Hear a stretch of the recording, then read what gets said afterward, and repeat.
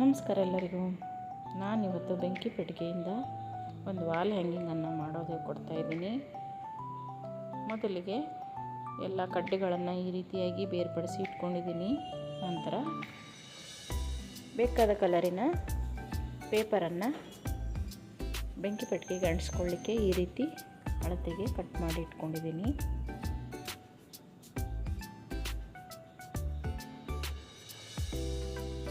ಈ ರೀತಿ craft work ಮಕ್ಕಳಿಗೆ ಮನೆಯಲ್ಲೇ ಹೇಳ್ಕೊಡಿ. ನೋಡಿ, ಈ ಥರ ಎಲ್ಲ ಬೆಂಕಿ ಪೆಟ್ಟಿಗೆನೂ ಗಮ್ ಹಾಕಿ ಅಂಟಿಸ್ಕೊಳ್ಳುವಂಥದ್ದು. ಇದಕ್ಕೇನು ಜಾಸ್ತಿ ಖರ್ಚು ಇಲ್ಲ.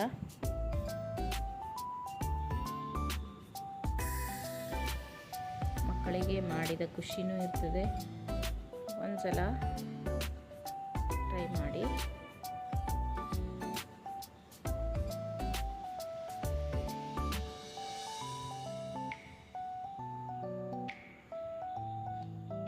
ಇದೆಲ್ಲ ಒಣಗಬೇಕು.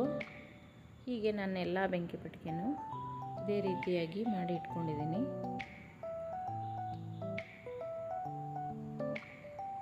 ಇದನ್ನು ಪೂರ್ತಿ ಒಣಗಲಿಕ್ಕೆ ಬಿಡಿ. ಆಮೇಲೆ ಅಂಟ್ಕೊಳ್ತದೆ ಅದು.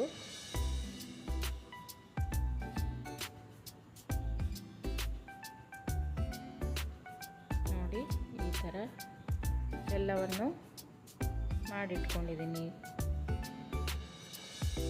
ಈಗ ಈ ಥರ ರೌಂಡು ಗ್ಲಾಸ್ ಇತ್ತು.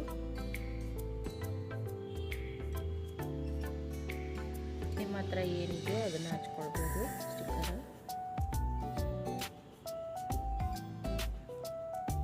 ಈಗ ಬೆಂಕಿ ಕಡ್ಡಿಯನ್ನು ಈ ರೀತಿ ಸಣ್ಣ ಸಣ್ಣದಾಗಿ ಕಟ್ ಮಾಡಿಟ್ಕೊಂಡು ಈ ರೀತಿಯಾಗಿ ಸುತ್ತು ಅಂಟಿಸುವಂಥದ್ದು. ತುಂಬಾ ಸುಲಭವಾಗಿದೆ. ಯಾರು ಬೇಕಾದರೂ ಇದನ್ನು ಮಾಡ್ಕೊಳ್ಬೋದು.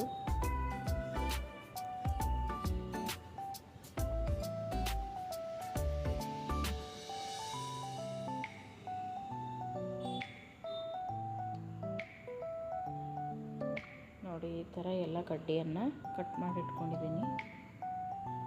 ಈಗ ಒಂದೊಂದಾಗಿ ಅಂಟಿಸ್ತಾ ಬರುವಂಥದ್ದು.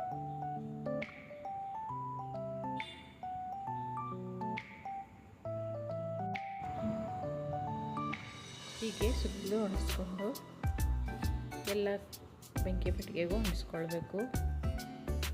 ಅದನ್ನೆಲ್ಲ ಸಂಪೂರ್ಣವಾಗಿ ಒಣಗಲಿಕ್ಕೆ ಬಿಟ್ಟ ನಂತರ ಗಮ್ಮೇನು ಕಾಣೋದಿಲ್ಲ.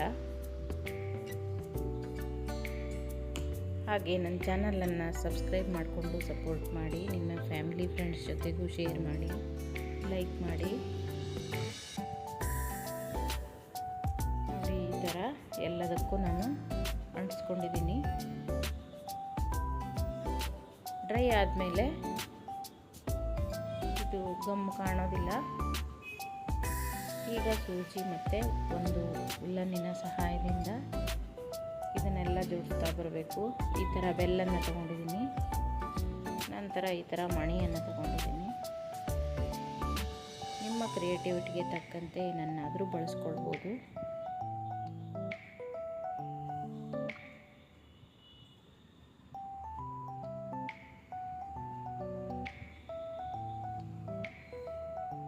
ಮೊದಲಿಗೆ ಬೆಲ್ಲನ್ನು ಹಾಕ್ಕೊಂಡು ನಂತರ ಮಣಿಯನ್ನು ಹಾಕ್ಕೊಂಡು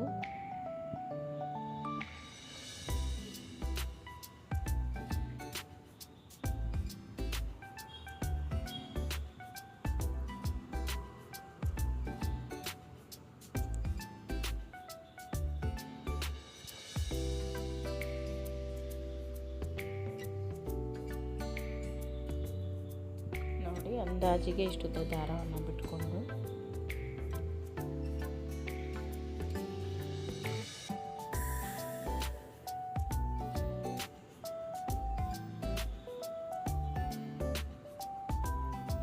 ಈ ಥರ ತುದಿಗೆ ಗಂಟನ್ನು ಹಾಕ್ಕೊಳ್ಬೇಕು.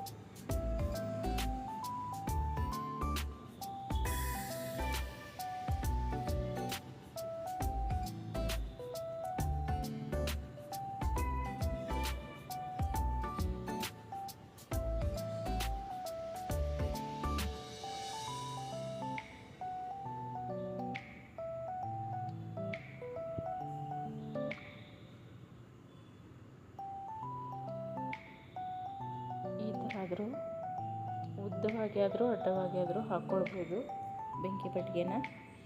ನೋಡಿ ನಾನಿಲ್ಲಿ ಈ ಥರ ಒಂದು ಮಾಡ್ಕೊಂಡಿದ್ದೀನಿ. ಮಧ್ಯೆ ಮಧ್ಯೆ ವುಡನ್ ಬೀಡ್ಸನ್ನು ಹಾಕ್ಕೊಂಡಿದ್ದೀನಿ. ನಂತರ ಈ ಥರ ಮಾಡ್ಕೊಂಡಿದ್ದೀನಿ. ಮಧ್ಯೆ ಮಧ್ಯೆ ಮಣಿಯನ್ನು ಹಾಕ್ಕೊಂಡಿದ್ದೀನಿ. ರೆಡಿ ಆಯಿತು ನಮ್ಮ ವಾಲ್ ಹ್ಯಾಂಗಿಂಗ್. ಇಲ್ಲಿ ಹಾಕಲಿಕ್ಕೆ ಒಂದು ಉಲ್ಲನ್ನಿಂದನೇ ಗಂಟನ್ನು ಹಾಕ್ಕೊಂಡಿದ್ದೀನಿ. ವಿಡಿಯೋ ನೋಡಿದ್ದಕ್ಕಾಗಿ ಎಲ್ಲರಿಗೂ ಧನ್ಯವಾದಗಳು.